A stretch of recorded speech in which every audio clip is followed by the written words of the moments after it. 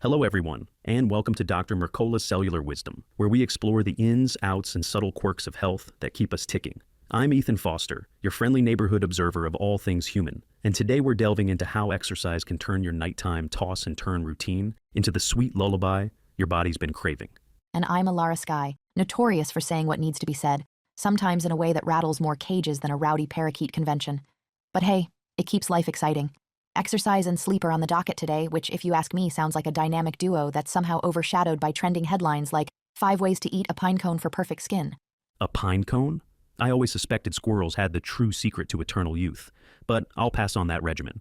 Let's stick to more proven territory.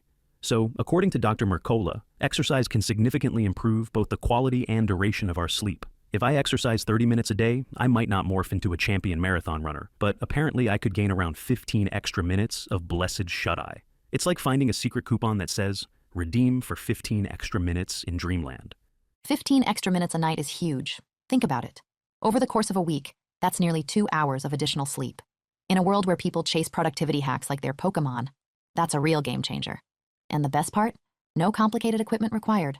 Just daily movement. You mean I don't have to hang upside down from specialized monkey bars while chanting motivational slogans? Because I was told that's the only real path to better health. That's the path to your neighbors calling the authorities on the weirdo chanting in the backyard, Ethan. A simple 30-minute walk or moderate workout is enough to start shifting your sleep in the right direction.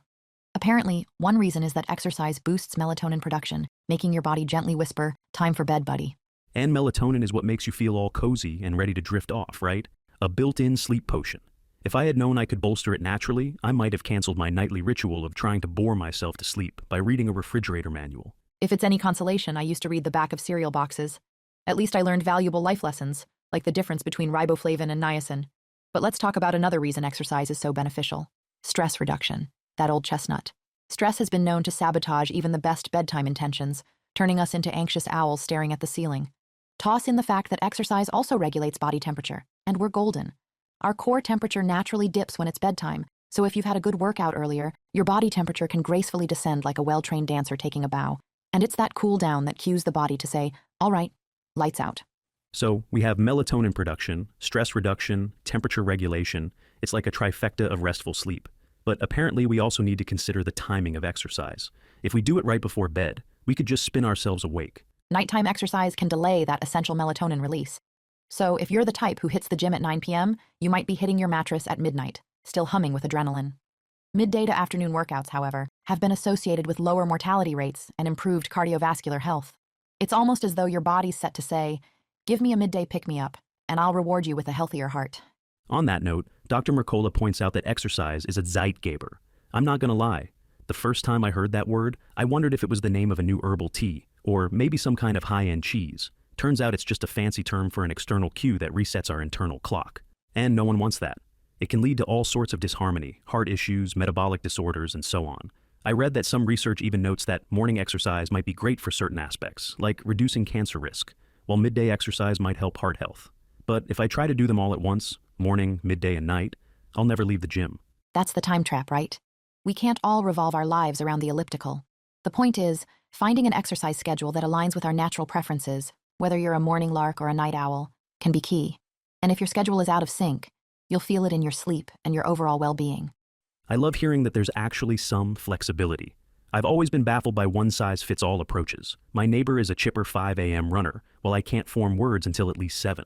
So, a balanced approach might be best. Slip in an afternoon walk or moderate workout if the crack of dawn feels like a personal insult. And from a heart health perspective, the synergy between circadian rhythm and exercise is fascinating. There's an editorial that discusses how properly timed exercise can actually shift your circadian phase. That's what the experts call the internal 24-hour cycle that determines if we feel alert or drowsy. Move that phase, move your sleep schedule, and possibly your heart's prospects. It's a bit like setting your watch, only this watch is in your cells. Then there's melatonin's protective effect on the heart. Who knew that our nighttime hormone could help reduce oxidative stress in the heart tissue? If that's not a reason to treat sleep and exercise with more respect, I don't know what is. Some people just can't be bothered. They'll focus on the flashy side of health, maybe some complicated diet, but miss the simpler synergy of basic exercise plus consistent sleep.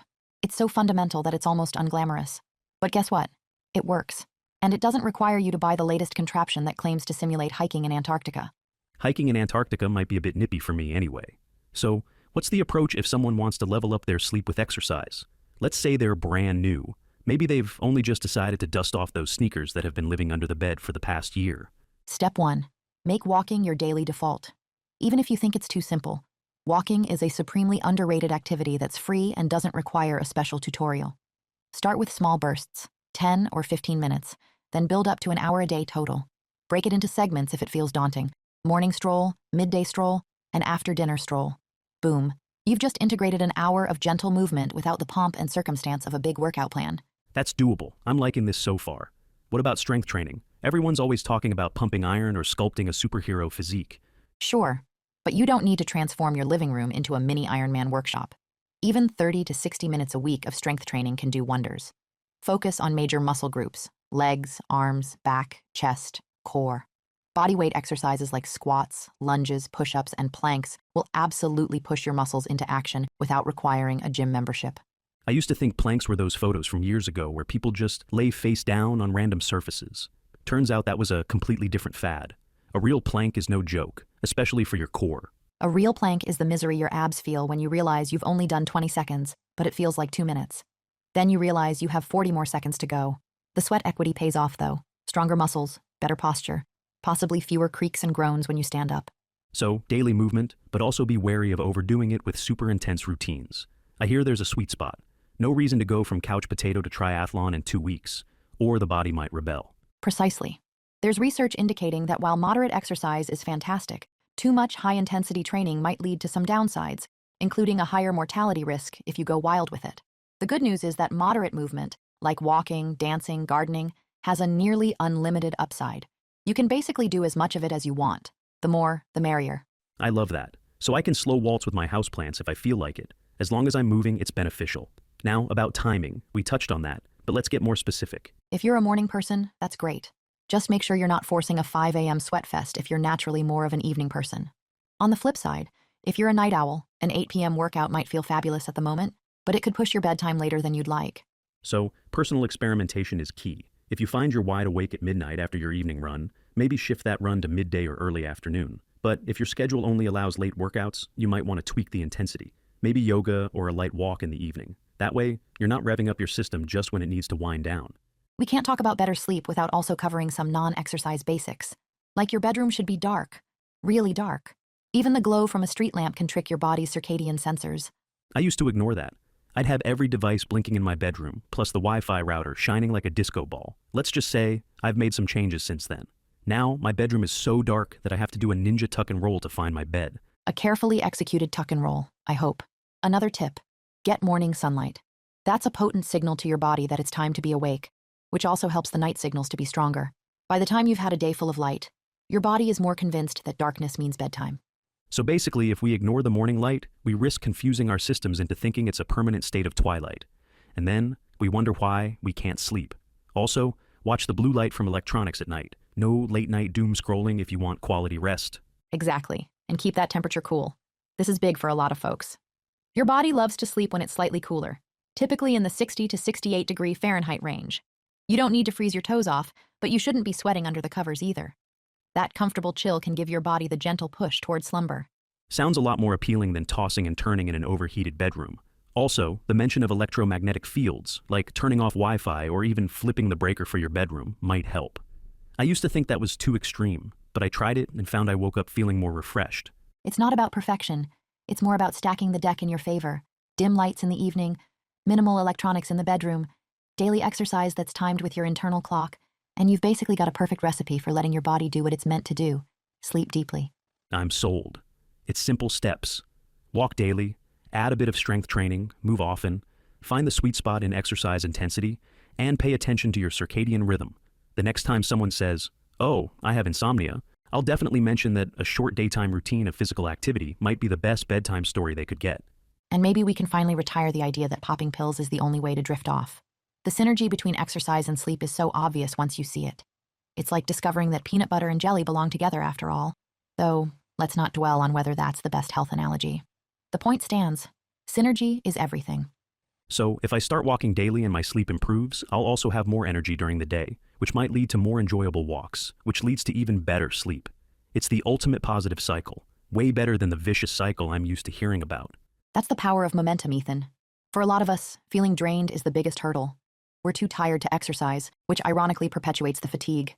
But once you break that loop with small, doable steps, you might see big changes in how you feel when your head hits the pillow.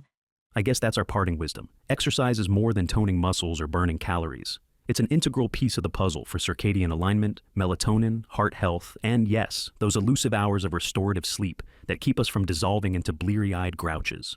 Well put. Thank you for joining us on Dr. Mercola's Cellular Wisdom. Nothing fancy, just a thoughtful dive into how regular, well-timed movement can deliver the restful nights your body's been craving. Thanks for listening, everyone. We appreciate you joining us on this journey. I'm Alara Sky, reminding you that small daily steps can lead to big transformations, especially when it comes to sweet, sweet slumber. And I'm Ethan Foster, politely informing you that if you see me around the neighborhood, I'm probably just getting my brisk walk in. Until next time, here's to better sleep, better health, and enough melatonin to make us all dream like champions. Thanks for watching. Subscribe now and click the notification bell so you never miss an update. See you in the next video.